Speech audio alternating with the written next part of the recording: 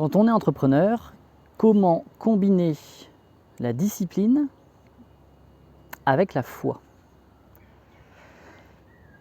Alors je ne sais pas pour vous, là justement je suis en train de profiter du printemps et je resquatte les parcs à Toulouse.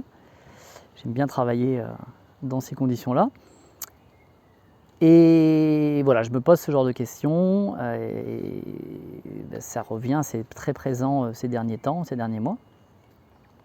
Et je commence à, pas juste comprendre, mais tout doucement intégrer, vivre, qu'il y ait une combinaison possible des deux. Et c'est pas du tout évident au départ parce qu'on a tendance à opposer, enfin en tout cas pour ma part, et je pense que c'est assez commun, j'avais tendance à opposer la discipline comme étant une contrainte volontaire, la pose d'un cadre, une notion d'effort, de contrôle.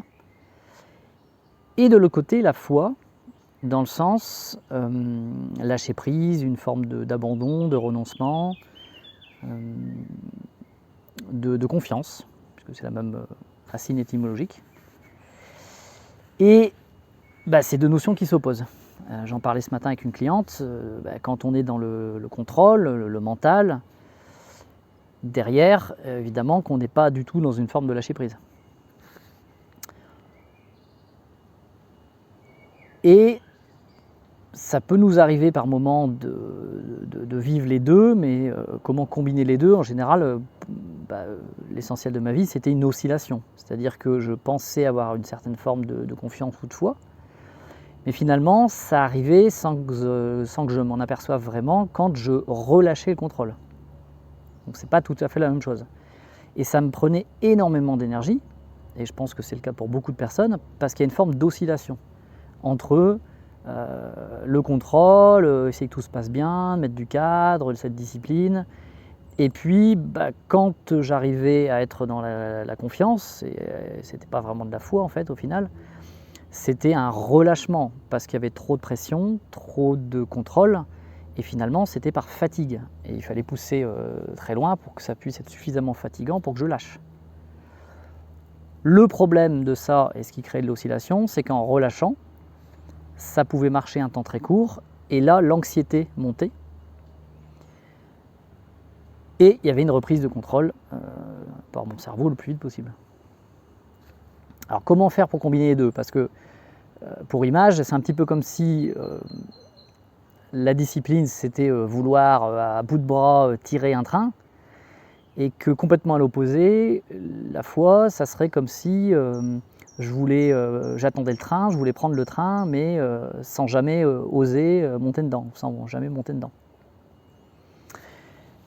Alors, il y a la possibilité de combiner les deux, de cultiver les deux sans faire de montagne russe, en tout cas en apprenant à minimiser les montagnes russes, parce que je commence à capter, à vivre que la discipline, en fait, ça découle de la foi. Alors, dans quel sens? C'est que c'est un peu comme si, finalement, on acceptait de monter dans ce train sans avoir le contrôle du train, mais par contre d'avoir une certaine liberté de mouvement dans ce train. Autrement dit, et je me suis noté une phrase que j'aime bien qui résume ça, c'est que la discipline, ça devient comment j'ai noté ça, une fidélité à ce que je ressens comme vivant. Enfin, une fidélité à ce que tu ressens comme vivant. Et j'ai pas la possibilité de créer le relâchement. Par contre, et tu as la possibilité de créer les conditions du relâchement. C'est-à-dire de créer un espace-temps de pause, de silence, qui permet de sentir ce qui est vivant, c'est-à-dire sentir les micro-élans de vie, les micro-élans de passage à l'action. Et c'est pas la tête, c'est pas le cerveau qui donne cette info-là, c'est le corps en fait. On le sent dans son corps qu'il y a une ouverture, qu'il y a une expansion. Et là, c'est le moment de passer à l'action. Tout comme là, je vais faire cette vidéo parce que je me dis, oui, j'ai envie de partager ça. Donc, J'aimerais savoir, indique-moi en commentaire,